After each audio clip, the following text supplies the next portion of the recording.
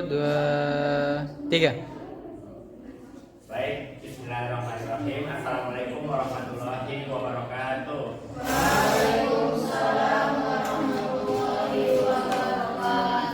Baik, bagaimana kabarnya anak-anak semua? Baik, oke, sebelum kita mulai pelajaran, kita berdoa terlebih dahulu ya, membaca surah Fatihah dan kemudian doa belajar. Wahid, Bismillah, salah satu. Bismillahirrahmanirrahim.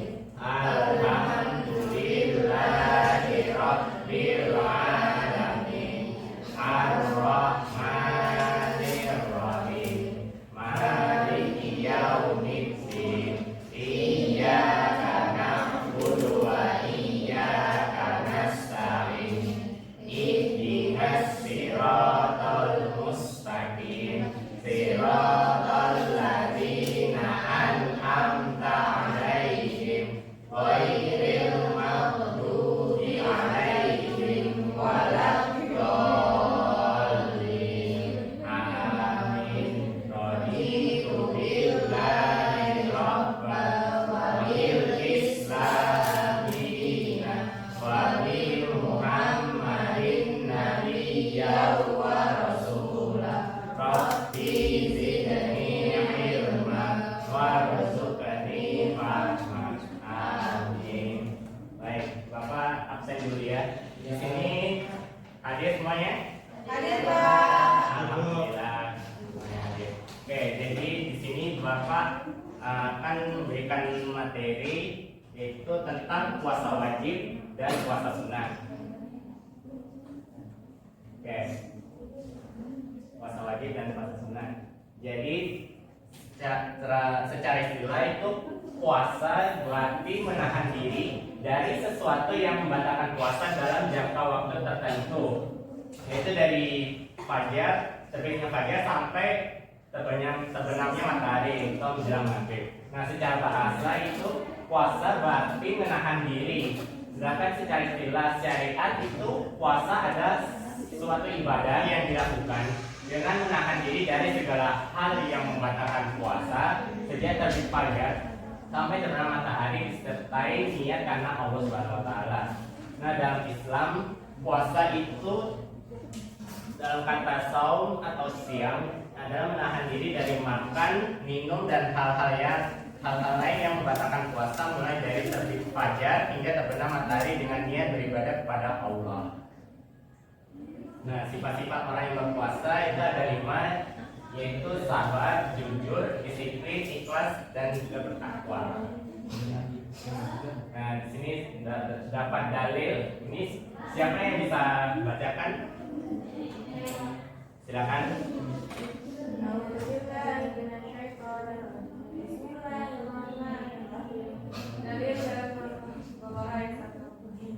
Ya, ya.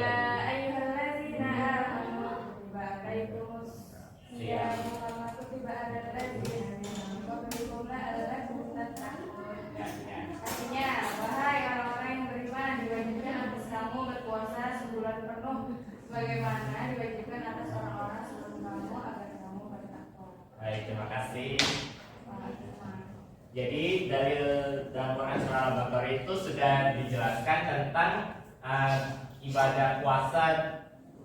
Ya. Ini dalam dari ini termasuk apa dalam puasa wajib ya, puasa Ramadan. Puasa Ramadan. Nah, di sini perbedaannya ada puasa wajib dan juga puasa sunnah. Nah, bedanya puasa wajib itu puasa yang harus dilaksanakan oleh setiap muslim yang memenuhi syarat. Contohnya seperti kita melaksanakan puasa Ramadan yang dilaksanakan setahun sekali. Nah, tujuannya itu untuk melaksanakan kewajiban yang diperintahkan Allah. Nah, sedangkan puasa sunnah yaitu puasa yang dianjurkan untuk dikerjakan tetapi tidak wajib untuk kita. Nah, tujuannya itu menambah pahala dan mendekatkan diri kepada Allah Subhanahu wa taala. Nah, di sini ada jenis-jenis puasa sunnah.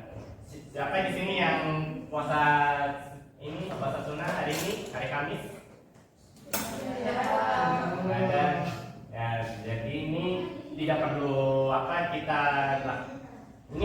istilahnya tidak wajib untuk kita, tapi kalau seandainya kalian mengerjakan puasa Senin hari Kamis itu mendapat pahala, ya. Nah, jadi yang pertama itu puasa Senin dan Kamis, yaitu dilaksanakan setiap hari Senin dan Kamis. Ya, dianjurkan karena pada hari tersebut amal manusia itu bisa diangkat kepada Allah. Sedangkan puasa Syawal ya, puasa Syawal itu dilaksanakan selama 6 hari pada bulan Syawal setelah Idul Fitri. Seperti bulan-bulan kemarin ya. Nah, jadi pahalanya itu seperti berpuasa setahun jika digabung dengan puasa Ramadan. Yang ketiga itu puasa Arafah, yaitu dilaksanakan pada tanggal 9 Zulhijjah bagi yang tidak sedang menunaikan ibadah haji. Memiliki keutamaan yang bisa menghapus dosa selama setahun yang lalu dan setahun yang akan datang. Kemudian yang keempat itu puasa Asyura. Puasa Asyura ini dilaksanakan pada tanggal 10 Muharram dan dianjurkan disertai puasa pada tanggal 9 atau 11 Muharram. Kemudian puasa Taswa itu dilaksanakan pada 9 Muharram. Itu biasanya juga dilakukan sama puasa Asyura. Yang terakhir puasa ayam rubit atau hari putih ini dilaksanakan pada tanggal 13, 14, dan 15 pada setiap bulan Hijriah. Dan disebut hari-hari putih karena bulan purnama betina terang pada malam tersebut. Yang keenam ini opsional aja ya buat kalian yang mau puasa, silakan, yang tidak ya nggak apa-apa. Ya, jadi penerapan ibadah puasa dalam kehidupan sehari-hari, nah seperti yang Bapak bilang tadi, itu tidak cuma menahan lapar dan haus, tetapi juga bisa melatih diri untuk memiliki akhlak yang baik. Nah, jadi dalam puasa itu seseorang bisa belajar untuk tetap sabar, disiplin, jujur, dan tanggung jawab. Nah, ini juga puasa mengajarkan kita untuk mengendalikan hawa nafsu, menjaga lisan dari perkataan yang buruk, serta menghindari perbuatan yang dapat merugikan diri sendiri maupun orang lain. Nah, jadi bisa dipahami ya, Nan? Oke, di sini Bapak akan bagi kelompok. Ini bagi saya dan kelompok ini. Saya akan tulis pertanyaannya.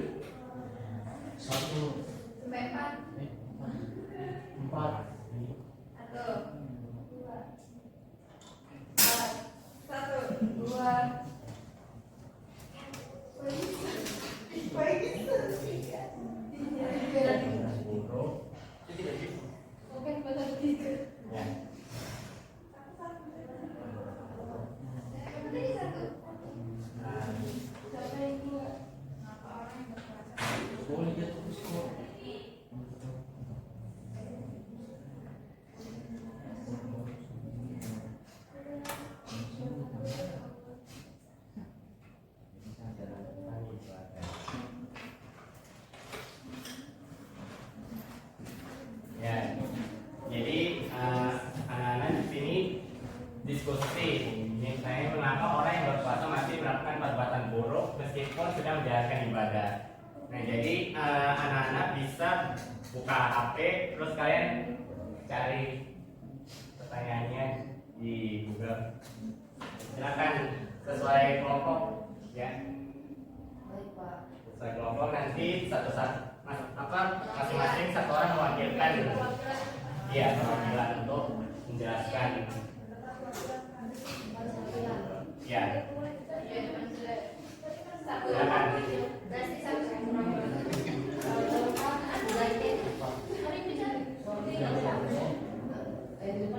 Sudah waktu 1, 2, 3, 4. Sudah. Ya, silakan.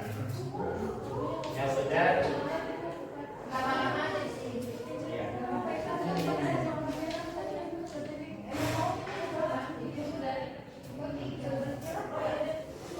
Ya sudah langsung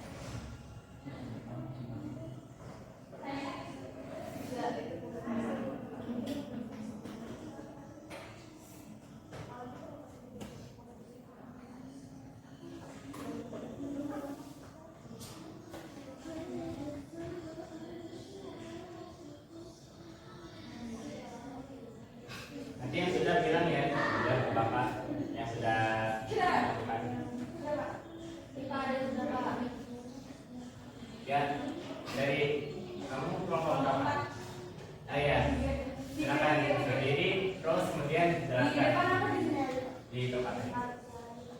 Ya. Silakan. Yo. Tanya. Baik, sini. Ya.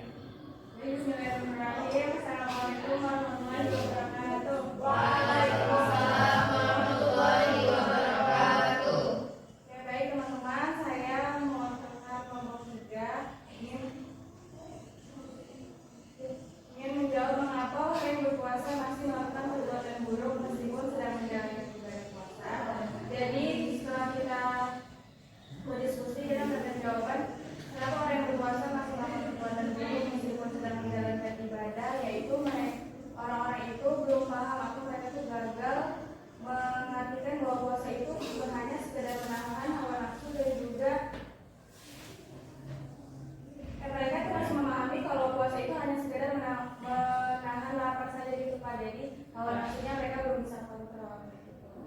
Jadi mereka masih melakukan perbuatan seperti itu. Kepada kelompok 3. Ya, terima kasih. Ya. Siapa lagi yang silakan di.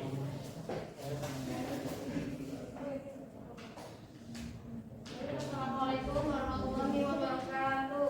Waalaikumsalam warahmatullahi wabarakatuh. Saya akan mewakilkan dari kelompok 2.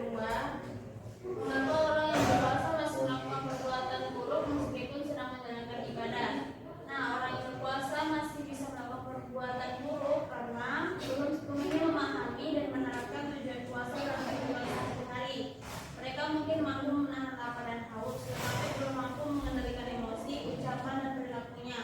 Oleh karena itu, puasa seharusnya tidak hanya menjadi ibadah fisik, tetapi juga menjadi sarana untuk memperbaiki diri dan membentuk akhlak yang lebih baik.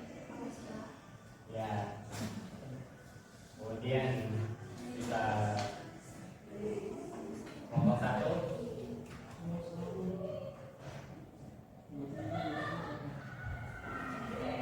Ya.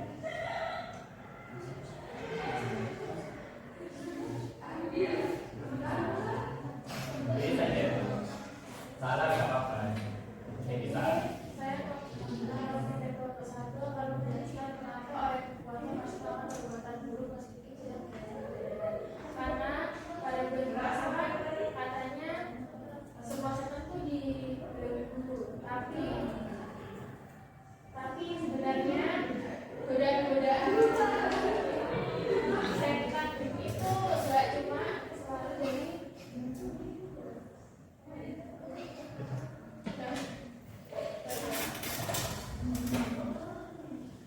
karena pada bulan puasa itu manusia itu lebih dominan untuk menahan hawa nafsu, tapi mereka menganggap itu hawa nafsu cuma menahan lapar dan haus, padahal hawa nafsu itu mencakup semuanya.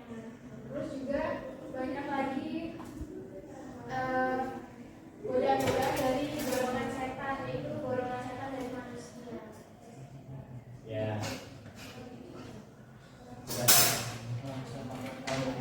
Oh ya, silakan.